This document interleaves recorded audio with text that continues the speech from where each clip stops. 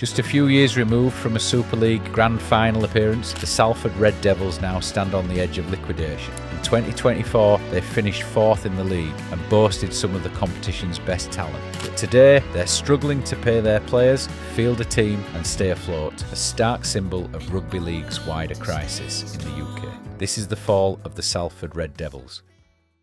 Salford as a rugby league club has a history stretching back 152 years. Their golden era came in the 1930s when they won 3 of their 6 top-flight titles, their only Challenge Cup and 4 Lancashire Cups. When rugby league entered the summer era, Salford started in the 2nd tier. They earned promotion to the newly formed Super League at the first attempt, but spent much of the 2000s battling near the bottom of the table, suffering 2 relegations along the way. In 2008, they returned to the Super League through the licensing system. The club celebrated the news, saying it reflected the professional manner in which Salford City Reds currently operates on and off the field. They moved into the newly built Salford City Stadium in 2012 and were granted another 3-year Super League licence. In January 2013, the Salford City Reds were in crisis, saddled with around £600,000 in debt, unable to pay wages and facing legal action from HMRC. The club had just 4 weeks to avoid collapse. A £1.5 million rescue bid was rejected by Salford City Council, and serious doubts loomed over whether they could even fulfil their 2013 fixtures. Then, just days before the deadline, businessman Marwan Koukash stepped in. His takeover brought immediate hope and bold ambition. A wealthy racehorse owner with a flair for the dramatic, Koukash declared his intent to transform Salford into a rugby league powerhouse. He even launched an audacious bid for star player Sam Tompkins. He also rebranded the club, dropping City Reds in favour of Salford Red Devils, saying the change would make the club stronger and more marketable. But the on-field results didn't match the off-field headlines, and in 2016 the club was hit with a 6-point deduction for breaching the salary cap in 2014 and 2015. Koukash reacted furiously, threatening all-out war on the Rugby Football League. Though he vowed to take the case to the highest court, the appeal failed, and he eventually backed down, claiming they wouldn't receive a fair trial under the RFL system. That same year, Salford faced relegation in the high-stakes £1 million game against Hull KR. After trailing for much of the match, the Red Devils pulled off a miraculous late comeback to retain their Super League status, one of the most dramatic finishes in the sport's history. They've gone for it, O'Brien has gone for it, and he's got it! O'Brien has saved Salford!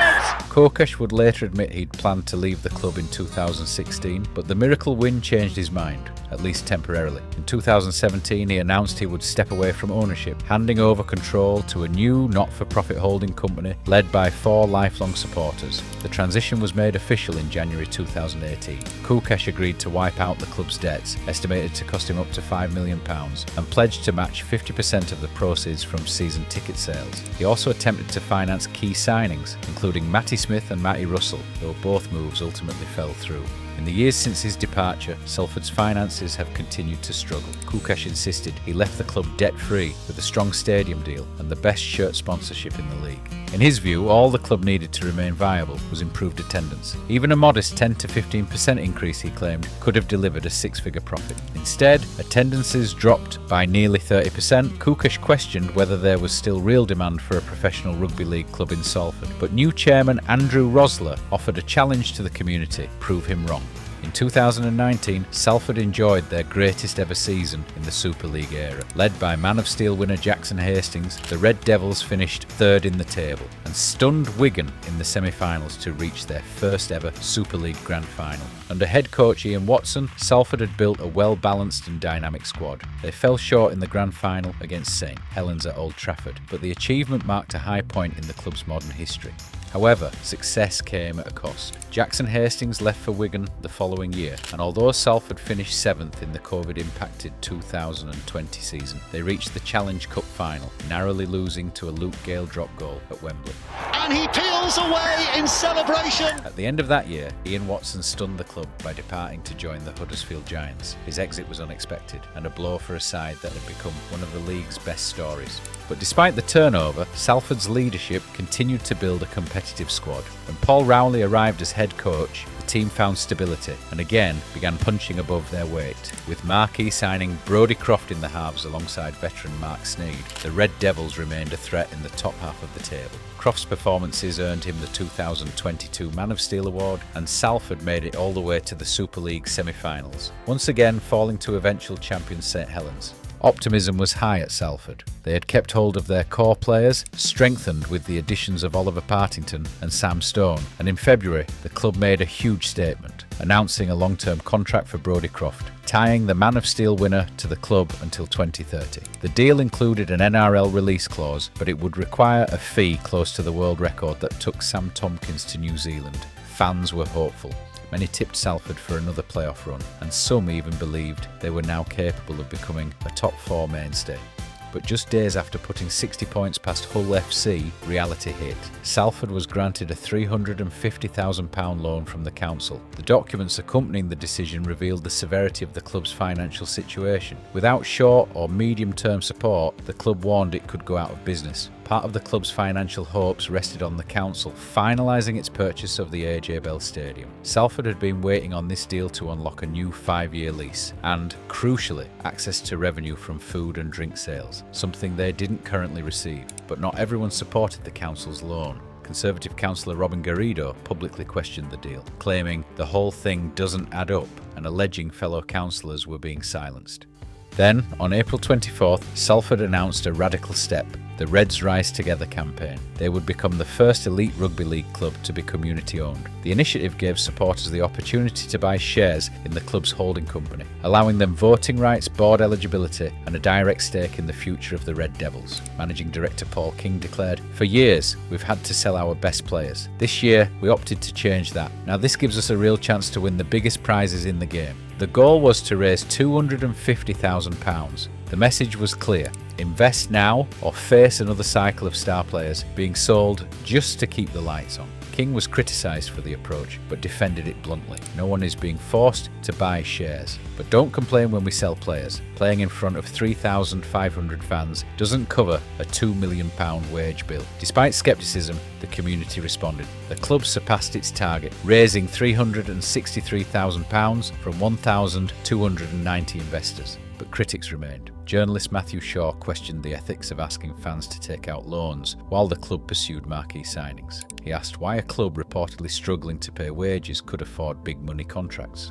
The situation reached a flashpoint in July when young prop Tyler Dupree was sold to Wigan Warriors for a club record fee, despite earlier promises that the club would no longer be a selling team. The contradiction angered supporters. Shaw argued that while £250,000 may plug a short-term gap, it wouldn't change Salford's long-term fortunes without significant outside investment, something unlikely for a now community-run club. Salford finished the 2023 season in 7th place, missing the playoffs by just 2 points. But in October, the board warned of more financial turbulence ahead. A letter to shareholders revealed the club was facing a £300,000 shortfall due to reductions in central funding. Super League's new TV deal had slashed central distributions. Salford was set to receive £1.31 million, £200,000 less than expected, and £800,000 less than what clubs received just 8 years ago.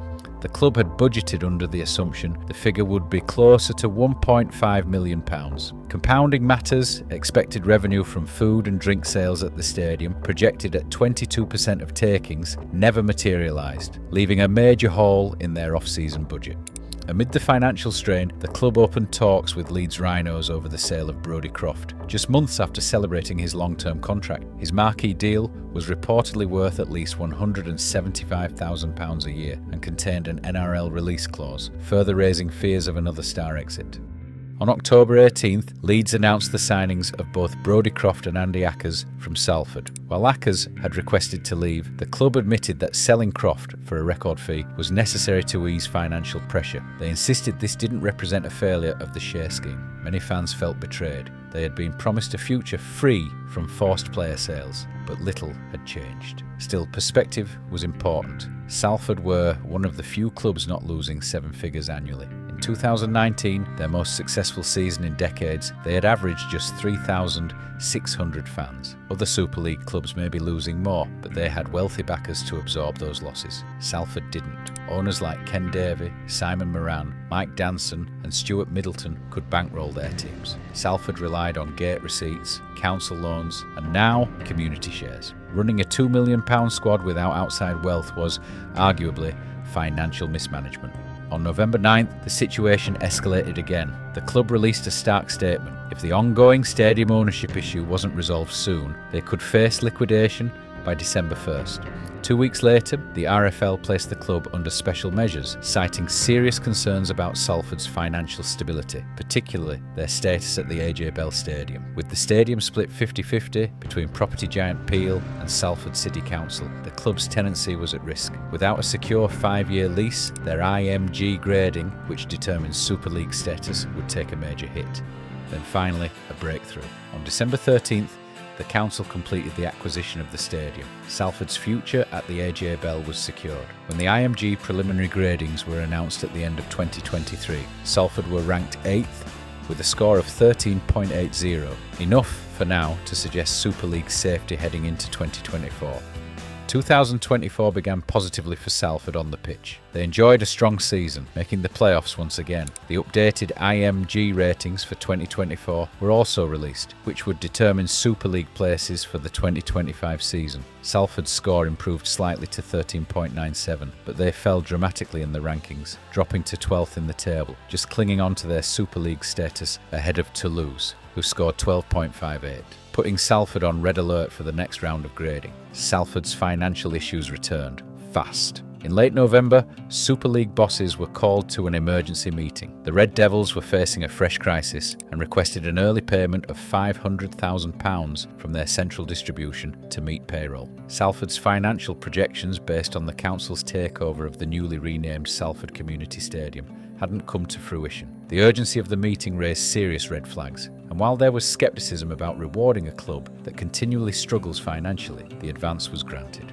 Soon after, Salford were ordered to sell players by the RFL and placed under a sustainability cap, restricting their squad selection to a salary cap value of £1.2 million, while also needing to cut overheads by £800,000. The revelations shocked many. Salford had reportedly been spending over £2 million on their squad, despite having no major financial backers and one of the smallest fan bases in the league. Lee offered £20,000 for Mark Sneyd, Hull FC bid £25,000 for Dion Cross and Joe Shorrocks, and Castleford agreed a fee for Jack Ormondroyd. Salford didn't sell. With quota spots and cap space scarce around the league, shifting players wasn't simple, and with a potential takeover on the horizon, Salford held firm. They fielded a strong team in a pre-season win over St Helens before the sustainability cap took full effect.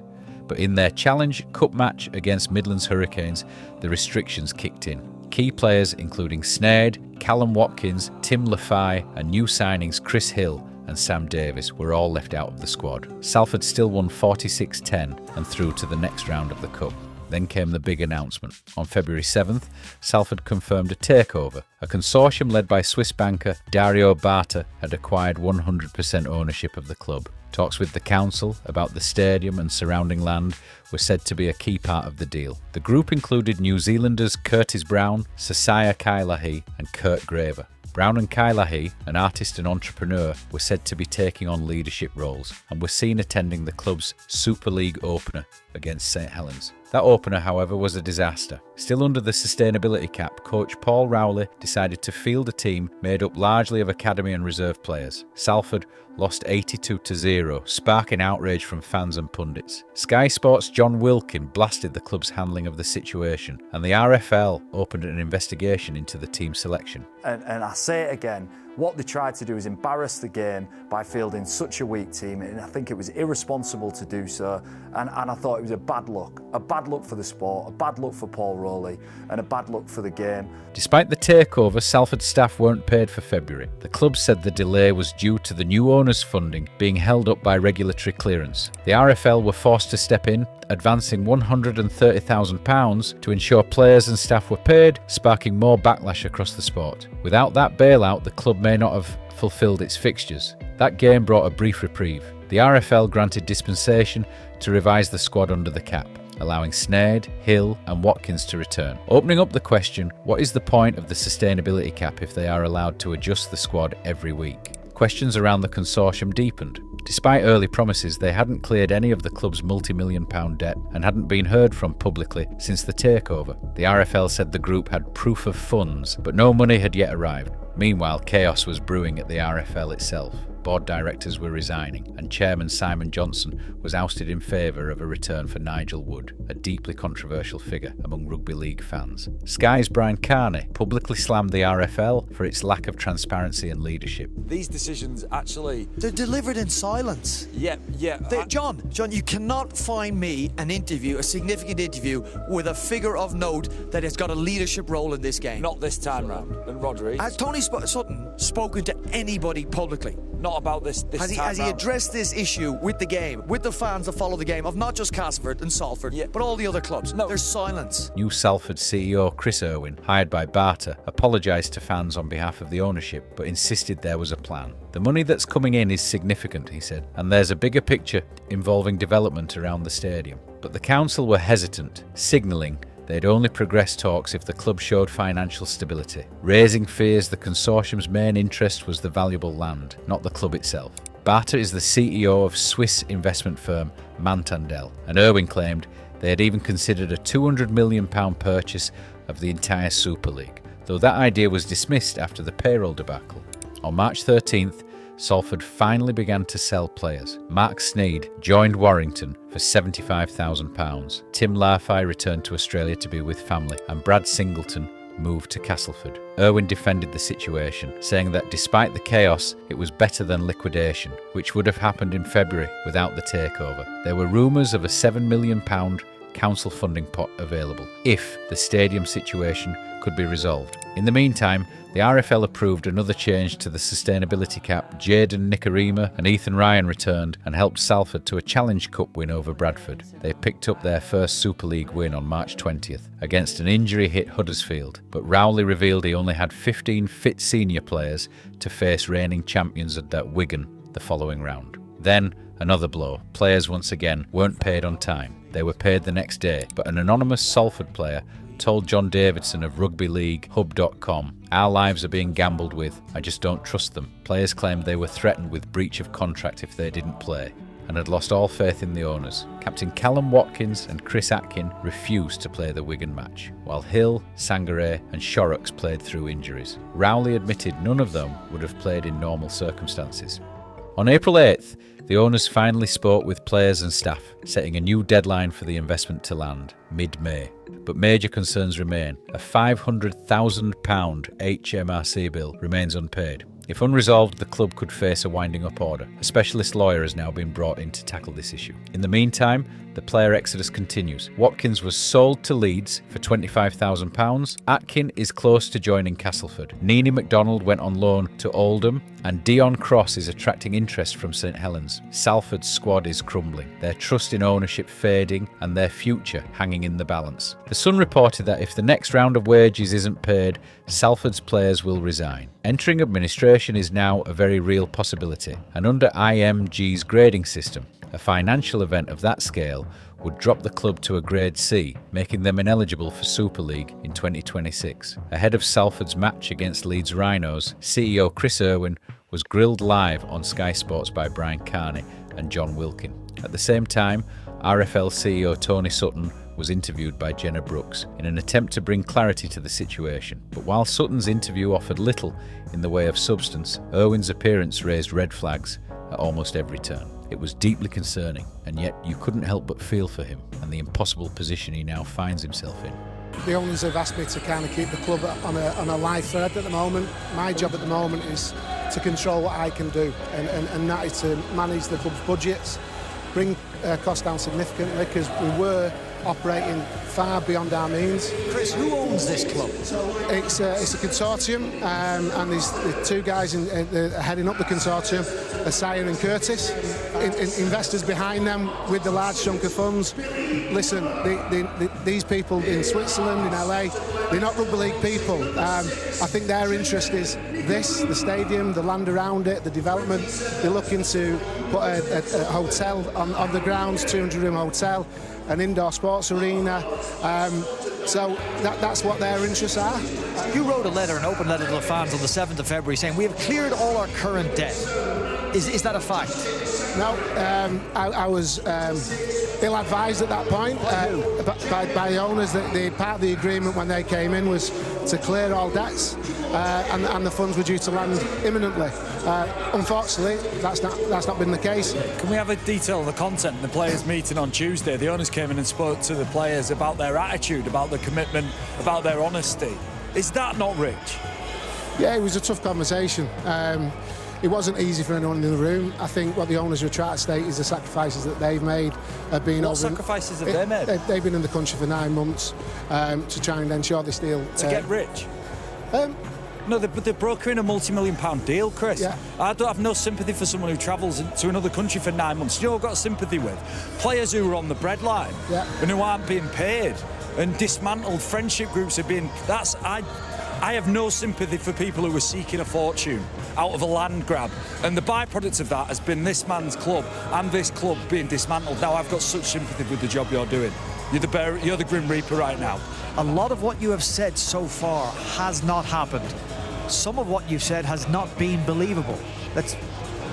It's not the words I've said, Brian. I'm reiterating words coming from our owners, and I can't speak on their behalf. Are you happy to continue speaking on their behalf when it is not believable? I will continue to fight for this club and the future and the safeguard of this rugby league club. It's as close to my heart as to these fans here. The situation at Salford isn't just about one club. It reflects deeper, long-standing issues within the game of rugby league in the UK. For months, the RFL stood by, hoping a wealthy backer would solve Salford's problems. They failed to enforce the £800,000 salary cutbacks and showed little leadership as the club unravelled week by week. Now they face the fallout of a takeover that looks increasingly unfit for purpose. The new ownership planned to finalise a stadium deal by spring, but were blindsided by the true scale of the financial crisis. They weren't ready to move funds, weren't prepared for the reality on the ground, and haven't delivered what they promised so far. Alarm bells are ringing from every direction, and there's no sign they'll stop anytime soon. Salford's crisis may be the loudest, but it's far from the only one. Bradford Bulls, Widnes Vikings, Celtic Crusaders and the Toronto Wolfpack are just the most recent clubs who have had their own experience of financial turmoil, and you can watch the rise and fall of the Toronto Wolfpack by clicking the video on screen.